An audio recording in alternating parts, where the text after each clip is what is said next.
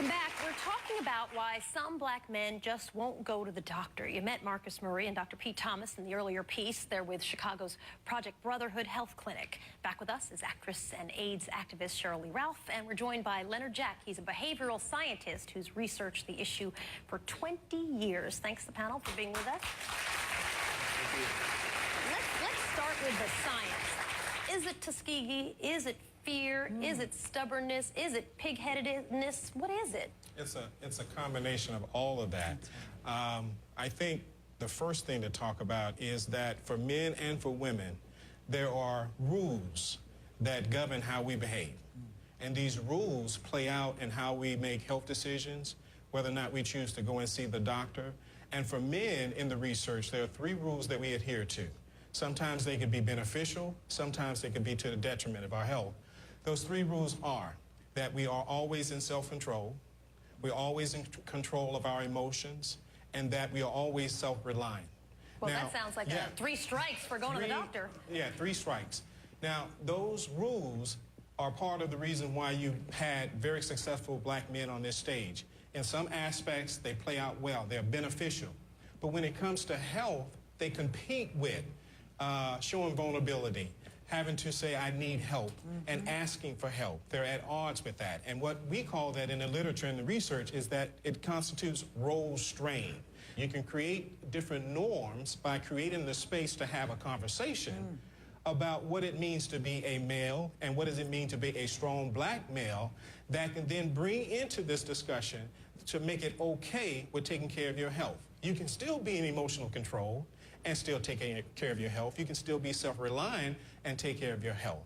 We just have to kind of frame it a little differently. Marcus, what one thing has worked when you have a client who comes in or you find somebody who you want to bring into the clinic?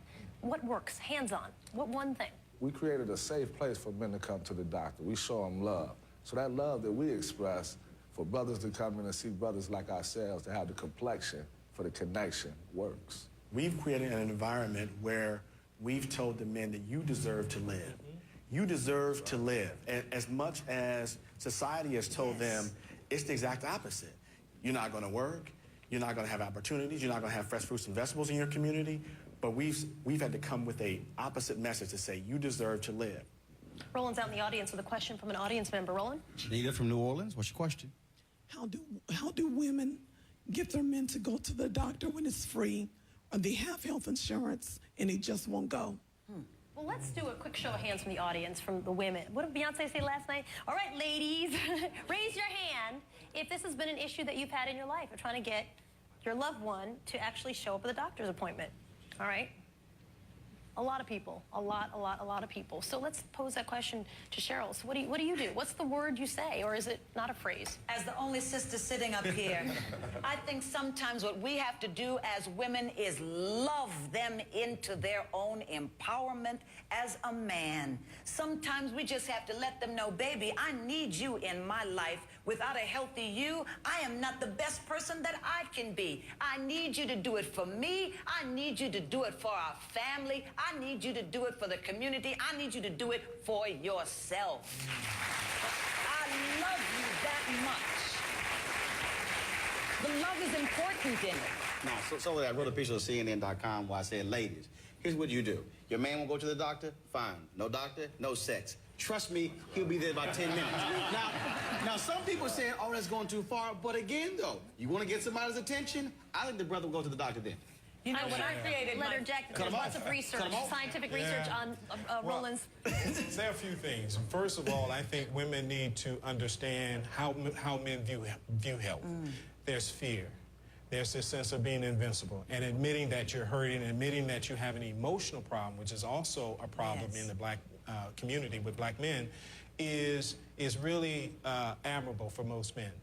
And then also, I think it's important to help men write down the kinds of questions they need to have a conversation with their provider, to just kind of be a support system for that, to write those questions down. And then also accompany the man to the doctor. That's always an important thing to do, because sometimes when men go to the doctor, they come home and the wife or the partner asks, well, what did the doctor say? I don't know. And then they have to make a second call, a call to the doctor and say, tell me what you told him. But doc, is that just women, though? Is that just women? Look, my dad had a cataract for a whole year, wouldn't go to the doctor. So I brought him on my radio show and I said, he didn't know he was on the Did you air. shame him? I shamed him.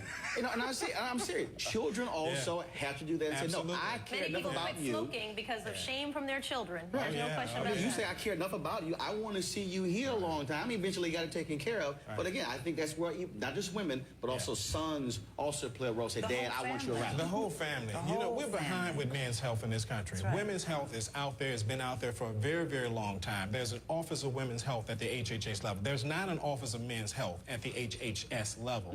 There are offices of women's health at universities. There are courses that are being taught on women's health. There needs to be a movement, policy, to create some of the things that need to be put in place to create the conditions that promote good health with black men. It just I was doesn't exist. describing Brothers gotta hold each other accountable too. Yeah, that's true. I was describing to someone a little bit about the outreach that you do through barbershops and Project Brotherhood. And a girlfriend of mine, black woman, said, I think it's crazy that barbers have to get black people into the doctor. You know, white people do not go to their hairdresser to get them to go to the doctor. Why can we not make that change ourselves?